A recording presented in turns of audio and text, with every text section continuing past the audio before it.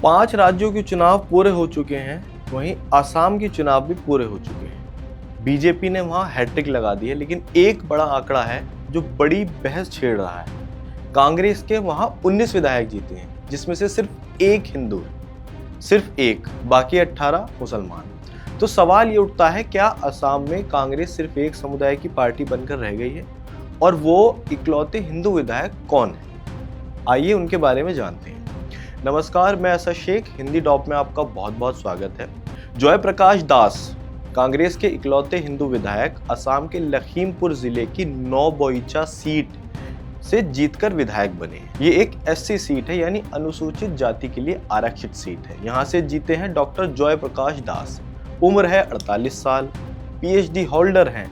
कांग्रेस के टिकट पर मैदान में उतरे असम गण परिषद के उम्मीदवार बसंत दास को 13,262 वोटों के अंतर से हरा दिया। जय प्रकाश ने 53,804 वोट हासिल किए। ये जीत इसलिए भी खास है क्योंकि असम गण परिषद बीजेपी की सहयोगी पार्टी है, यानी बीजेपी गठबंधन को हराकर जय प्रकाश दास जीते। कांग्रेस के बाकी 18 विधायक जो मुसलमान हैं, आइए उनके बारे में थोड़ा सा जान लेते हैं।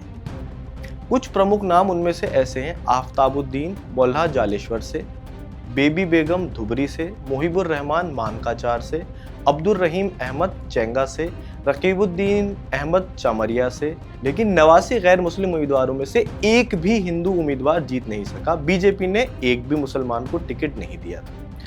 अब दूसरा बड़ा पहलू, बीजेपी ने इस बार असम में एक भी मुसलमान को उम्मीदवार नहीं उतारा था। असम की आबादी में मुसलमानों की हिस्सेदारी करीब 34% है, लेकिन सत्ता पक्ष में एक भी मुस्लिम चेहरा नहीं है। बीजेपी के सहयोगी असम गण परिषद ने जरूर 13 मुस्लिम उम्मीदवार उतारे थे, लेकिन वो भी उन्हीं सीटों पर जहां कांग्रेस जीतने की उम्मीद कर रही थी। नतीजा क्या हुआ? सत्ता पक्ष में सभी हिंदू विधायक पहुंच गए हैं और विपक्ष में लगभग सभी मुस्लिम। सीएम हेमंत बिस्व शर्मा ने चुनाव से पहले ही यही कहा था, कांग्रेस एक मुस्लिम पार्टी बन गई है जिसमें कोई स्वाभिमानी हिंदू नेता नहीं टिक सकता। अब समझ लेते हैं थोड़ा सा परिसीमन का खेल जो असम में हुआ है। ये सब कुछ जो हुआ है अचानक नहीं हुआ है। 2023 में असम में परिसीमन हुआ था। मुस्लिम बहुल इलाकों को SC/ST सीटों में मिला दिया गया।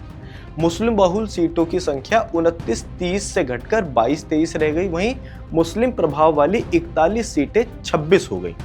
कांग्रेस ने इसे जानबूझकर की गई गड़बड़ी बताया था, लेकिन चुनावी नतीजों ने दिखा दिया परिसीमन बीजेपी के पक्ष में किया गया था। अब बड़ा सवाल ये उठता है कि एक तरफ बीजेपी जिसने एक भी मुसलमान को टिकट नहीं दिया था और 82 सीटें जीत गई, दूसरी तरफ कांग्रेस जिसके 19 में से 18 विधायक मुसलमान हैं। असम की विधानसभा में अब व्यवहारिक रूप से सत्ता पक्ष हिंदू, विपक्ष मुसलमान हो गया है। ये लोकतंत्र के लिए एक बड़ा सवाल है और इस सब के बीच खड़े हैं डॉक्टर जय प्रकाश दास। कांग्रेस के 19 विधायकों में से वो अकेले हिंदू हैं जो एक SC सीट पर जीतकर आए हैं। एक ऐसे शख्स को जो शायद आने वाले दिनों में कांग्रेस की असम में बदलती पहचान को बहस के केंद्र में रखें। आपको हमारा वीडियो कैसा लगा? कमेंट करें, हिंदी टॉप को सब्सक्राइब करें और फेसबुक और ट्विटर पर शेयर करना ना भूलें।